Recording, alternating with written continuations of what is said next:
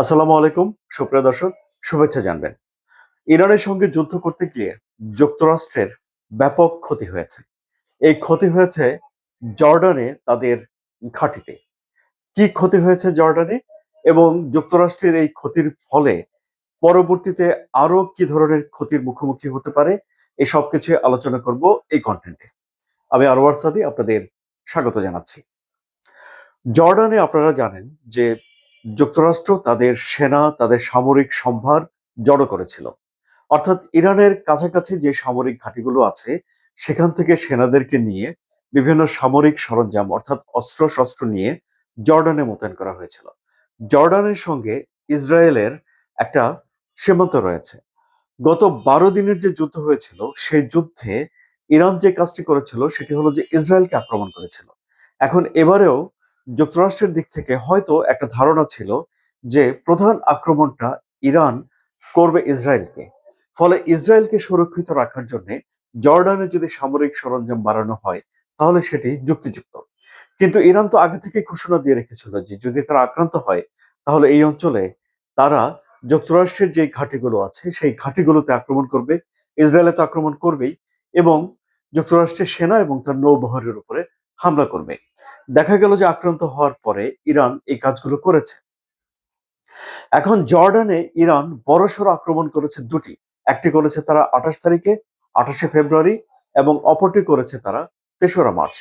এবং এই হামলায় তারা থার্ড ক্ষেপণাস্ত্রের একটা রাডার সিস্টেমকে পুরোপুরি ধ্বংস করে দিয়েছে বলে খবর জানাচ্ছে মার্কিন গণমাধ্যম সিএনএন। সিএনএন যখন এই খবরটি দিয়েছে এবং তার যুক্তরাষ্ট্রের ক্ষতির খবর দিয়েছে, এটিতে ভুল হওয়ার কোনো সুযোগ নেই।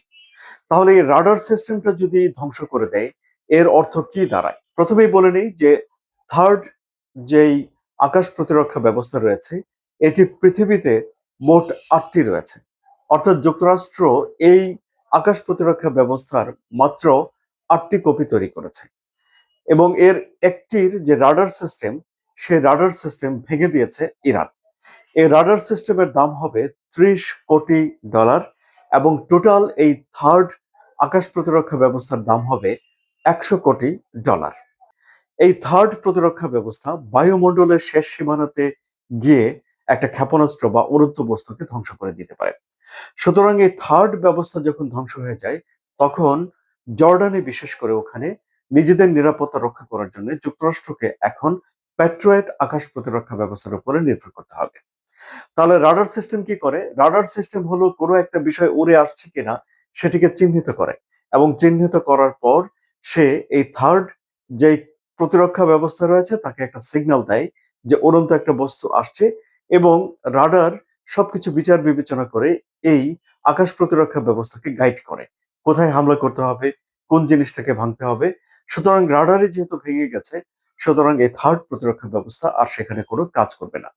ফলে ইরানের যে মিসাইল তা ইসরায়েলের উদ্দেশ্য হোক আর জর্ডানের উদ্দেশ্য হোক অর্থাৎ জর্ডানের আশেপাশে অর্থাৎ এই থার্ড প্রতিরক্ষা ব্যবস্থার আওতায় যতগুলো আহ, মিসাইল ভেঙে ফেলার ক্ষমতা যুক্তরাষ্ট্রের ছিল সেই ক্ষমতাটা ভেঙে পড়েছে এবং এটি যুক্তরাষ্ট্রের জন্য সেখানে একটা নাজুক পরিস্থিতি তৈরি করেছে। তো শুধুমাত্র আক্রমণে যে ইরানই ক্ষতিগ্রস্ত হচ্ছে তা নয়, এই যুদ্ধ করতে গিয়ে যুক্তরাষ্ট্র ব্যাপকভাবে ক্ষতিগ্রস্ত হচ্ছে বলে এখন যুক্তরাষ্ট্রের পত্রপত্রিকাগুলোতেই রিপোর্ট হচ্ছে। এই আকাশ প্রতিরক্ষা ব্যবস্থাগুলো কিভাবে কাজ করে? প্রথমে ধরুন একটা মিসাইল ইরান ছুড়ে দিল, তখন এই রাডার সেটাকে চিহ্নিত করে এবং আকাশ প্রতিরক্ষা ব্যবস্থা আরেকটা মিসাইল ছুড়ে দেয়। থার্ড প্রতিরক্ষা ব্যবস্থার মিসাইলটি উড়ে গিয়ে ইরানের যে মিসাইল আছে তাকে আকাশে ভেঙে দেয়। এইভাবে আকাশ প্রতিরক্ষা ব্যবস্থা একটা ঘাঁটিকে রক্ষা করে। এখন যুক্তরাষ্ট্রের যে ১৯টি ঘাঁটি ইরানের আশেপাশে রয়েছে এগুলো যেমন যুক্তরাষ্ট্রের সামরিক সক্ষমতাকে নির্দেশ করে, আবার একই সঙ্গে এগুলোকে ঠিকঠাক ভাবে রক্ষা করতে না পারলে এটি এক ধরনের দুর্বলতাও বটে। কারণ এই যে ইরান সহজে ১৯টি জায়গাতে আক্রমণ করে ফেলল। সব তো শুনলেন সুপ্রিয় দর্শক, আলোচনা কেমন লাগলো? আলোচনা যদি ভালো লাগে তাহলে সাবস্ক্রাইব করে চ্যানেলের সঙ্গে থাকুন। ধন্যবাদ সবাইকে।